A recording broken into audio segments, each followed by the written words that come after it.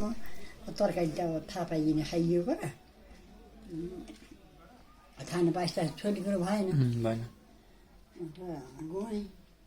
पुरा दिन त्यतिखेर खाने चक्कन जाने आएर खाइन्छ र हिँड्न जाने चा खाने टुप्पा आउने खान्छे टप्पा छन् टप्पी खुलो भन्ने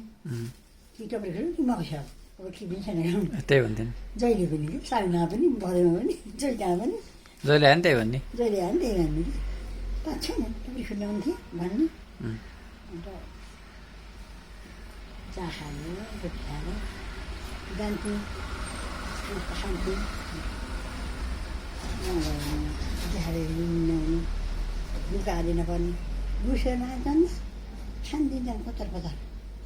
भन्ने बुहारीले पनि छोराले पनि गाली गर्नु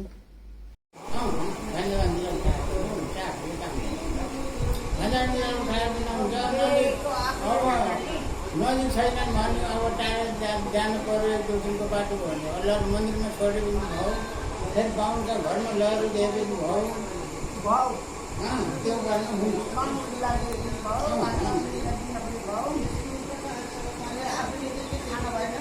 बाहुन आएर त्यही किताब पढ्नु हुन्थेन अब त्यो किताब पढेर कहाँ कहाँ केही घरमा नजाने पूजा गर्ने किताब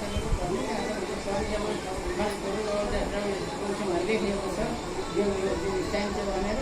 त्यहाँ दबाउनु पनि गाई लिएर पूजा गर्ने पूजा गरेर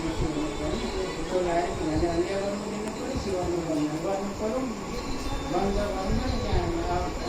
मान्छेहरू गाईलाई दिनु भयो गाई नजिक छैन भने अहिले यस्तै गर्छु भने छैन नदीमा लगाएर लगाइदियो पनि हुन्छ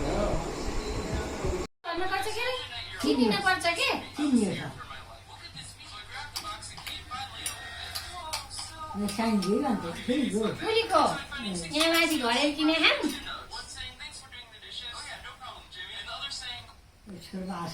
खाम बुहारी कति कति छे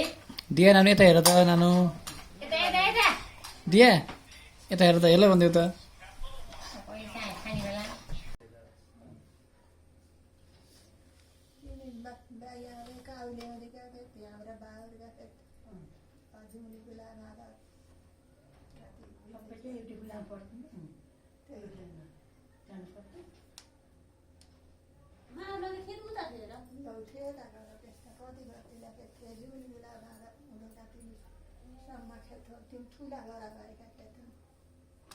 काउलीबाट जाने